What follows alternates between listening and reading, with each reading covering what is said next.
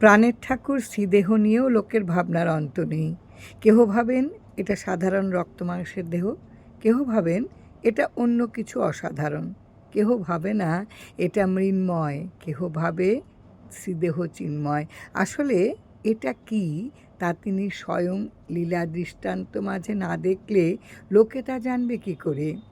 শ্রী গুরুদেহ নাম ও রসভাণ্ডার। এ লীলা প্রকাশ কারণে ঠাকুর একবার ভক্তপ্রবর ফণিমালাকার মহাশয়কে সঙ্গে নিয়ে গেলেন কাশীধামে। কাশীতে এসে তারা গণেশ মহল্লায় শিবেন্দ্র শাস্ত্রীর বাড়িতে উঠলেন।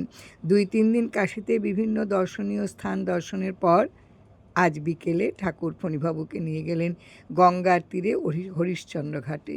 এখানে এসে তারা দেখেন অদূরে মহাশ্মশানে একটা শব দাহ হচ্ছে।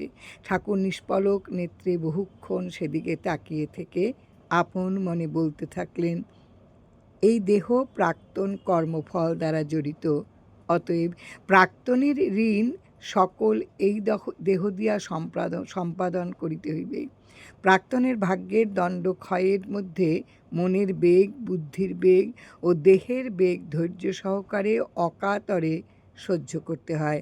অতএব সদা সর্বদা গুরু ভরসায় থাইকা ভাগ্যের ভোগ কাটাইয়া পুনরায় সকলই ফিরা পায়।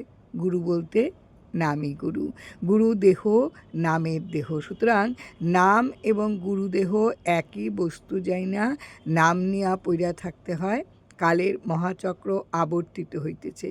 মনে রাখ্য, এইটা মায়ার জগৎ, সকলই ভুল, সকলই ভ্রান্তি। ঠাকুরের শ্রীমুখে এ কথা শোনার পর ফণিবাবু বললেন, তুমি যে বলছো গুরুদেহ নামের দেহ, নাম এবং গুরুদেহ একই বস্তু, আমি এই কথার সমতা ভেবে পাই না। কারণ নাম মুখে উচ্চারণ করলে বাইরে একটা শব্দ হয়, আর মনে মনে উচ্চারণ করলে ভেতরে শব্দহীন ধ্বনি হয়, যা শূন্যময়। কিন্তু গুরুদেহে রক্ত, অস্থি, মাংস আছে, তাহলে নাম এবং গুরুদেহ এক বস্তু কিভাবে হয়? এবার ঠাকুর বললেন, গুরুদেহে রক্ত, মাংস, অস্থি আছে তোমারে কে বলল? তুমি শুনো নাই মহাপ্রভুর অত বড় দীর্ঘ দেহ টোটা গোপীনাথের সঙ্গে শূন্যে বিলীন হইয়া গেল? ফণিবাবু বললেন, শুনেছি, কিন্তু বিশ্বাস করি না। ঠাকুর বললেন, আমি বলছি তবুও বিশ্বাস করো না? ফণিবাবু বললেন, না না, করি না, যতক্ষণ না দেখি নিজ নয়নে বিশ্বাস করি না গুরুর বচনে। ঠাকুর বললেন, এই রকম কথা বলতে সাহস পাইলা? ফণিবাবু, সাহস না পেয়ে কি করি? তুমি আমার গুরু, তোমার নিকট মিথ্যা বলতে তো পারি না, তাই অকপটে সত্যি কথা বলেছি। এক্ষণে ঠাকুর বললেন, ভালোই করছো। এ কথা বলে নিমেষে শূন্যে বিলীন হয়ে গেলেন। চোখের পলকে ঠাকুরকে সামনে না দেখে ফণিবাবু ভীত হয়ে চমকে উঠলেন। তাই ঠাকুরকে খোঁজার জন্য তিনি চারদিকে তাকিয়ে দেখতে লাগলেন। ঠাকুরকে দেখা গেল না।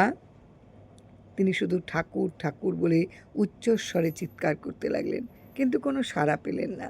এবার তিনি চারদিকে দৌড়াইয়াও দেখলেন, তাতেও ঠাকুরের সন্ধান মিলল না।